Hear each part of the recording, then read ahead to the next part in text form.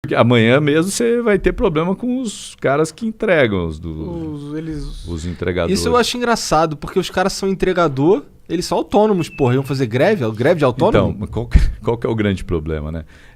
Esse autônomo também pode fazer greve. Não, pode, mas caralho. Quem pode fazer greve? Quem vende a força de trabalho, a mão de obra. Fala assim, pô, eu tô sendo explorado, eu ganho uma miséria, os caras não querem discutir, não tem horário, não tem almoço, sei lá o quê. Tá no direito dele. A lógica da greve ou da organização sindical é essa. É quando eu percebo que eu tô sendo explorado, para além do que eu poderia, e eu converso com os outros e falo, pô, você também, eu também? Pô, vamos parar, porque daí eu tenho um poder de negociar depois. Pensa amanhã se ninguém entregar comida, hein? Aí o Monark tá fudido. Não, tem uns que estão. O outro vai no supermercado. Eu tenho. Eu faço em casa. Sim, não, vou comprar comida pra fazer. Pra fazer não, pra Lu fazer pra mim. Olha, tá vendo? É a exploração da mão de obra, né? Até ela se rebelar e fazer pior que eu nem pago nada. Já pensou? Então, é pior, né? Porque é serviço escravo. Sim. Isso, ó, cadeia. Mas, porra, esses caras estão brigando com os aplicativos porque os aplicativos não estão pagando a eles o que eles esperavam receber. Mais ou menos. Não isso? É só, acho que salário, é também condições de trabalho. Por exemplo. Mas eles não pegam o pedido quando eles quiserem? Não, mas eu vou dar um exemplo de um cara que eu outro dia encontrei. Eu não sei. Não, eu também não sou. Mas vou dar um exemplo que eu vi. Ao lado da minha casa tinha um bar, o cara era dono do bar, daí ele vendeu, pegou outro, lá. Outro dia eu tô entrando no mercado, o cara falou: Ô Paulo, beleza? Eu falei: e aí, quem que é de máscara? Falou: cara, eu sou o cara que era do bar. Você tá fazendo o quê? Eu falei: tô entregando, não tem mais o que fazer. E é ferrado, porque eu não tenho horário de almoço. Eu tenho que, para eu ganhar dinheiro, eu tenho que. É que nem o Uber, a história da uberização. Né? Você vai tirando os direitos e o cara tem que trabalhar. Vende a mão de obra, vende, mas tem que vender 12 horas. Isso é culpa do horas. Uber? Não. Uberização. Não, desculpa. Isso é culpa da empresa? Essa condição dela é culpa da empresa? Não estou dando culpa à empresa. Sim. Essa é uma lógica do capitalismo. Sim, mas eles estão fazendo greve para quem? Então, mas ali eu acho que tem as condições. Quem que vai ajudar eles condições... com essa greve? Então, por exemplo, quando você tem poder de negociar, você negocia. Se você não tem... Vamos supor que amanhã não pare todo mundo. Bom, você não quer? Eu pago outro. Vamos supor que todo mundo... Que eu acho que é o que vai acontecer.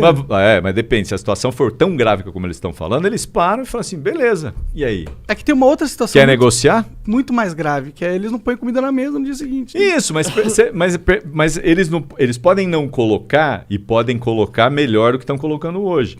O poder de negociação depende muito da capacidade de organização. Claro. Se todo mundo fala, vamos parar, a música do Raul Seixas, o dia que o mundo parou. Cara, parou.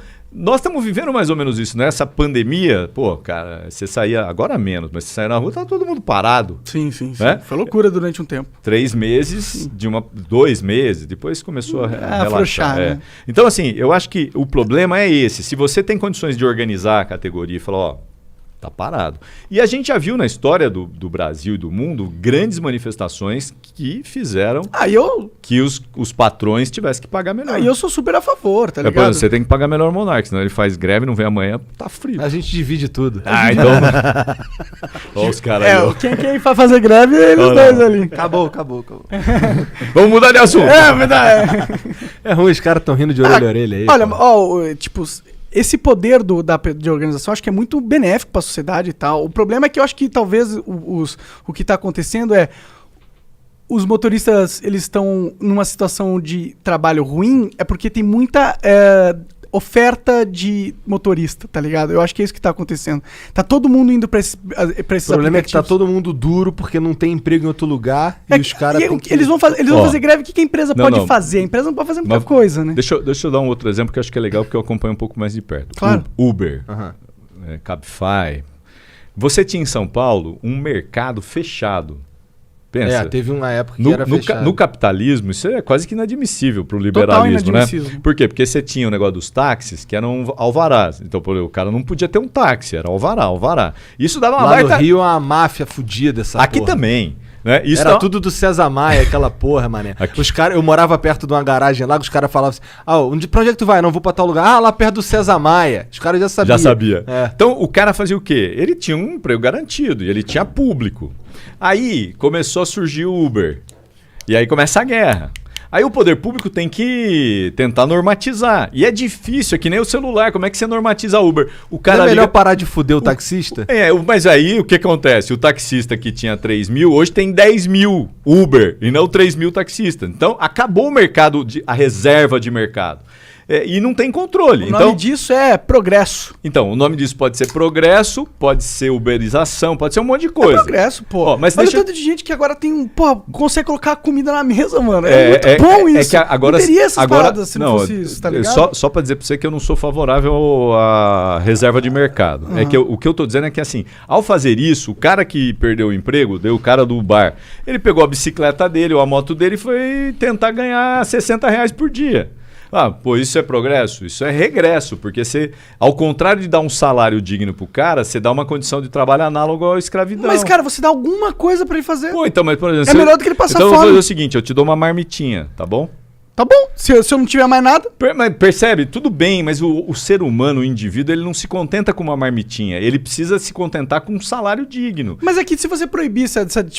Não, mas não tô propondo proibir. Imagina que o Uber nunca existisse. Não. O Uber não é uma coisa que surgiu no Brasil, você sabe disso. Claro. O Uber vem dos Estados Unidos e assim depois foi pra Europa. Mas repare só, se você desse condições objetivas, os caras do Uber, eles fazem a disputa. É o 99, é o Uber, é o Cabify, pra ver onde é que ganha melhor. Sim. E o cara perdeu o emprego, aí ele faz o quê? Pega o carrinho dele e vai tentar ganhar 60 por mês. Mas é porque ele não consegue outro emprego. Porque os empregos diminuíram. Uma sociedade capitalista que vai evoluindo, ela vai tirando determinadas áreas de emprego e vai criando subempregos. Não tem jeito. Não necessariamente. Mas se você... na real, eu vou fazer uma pergunta para você. Nesse sentido. O que eu considero subemprego? Só pra gente não ter dúvida.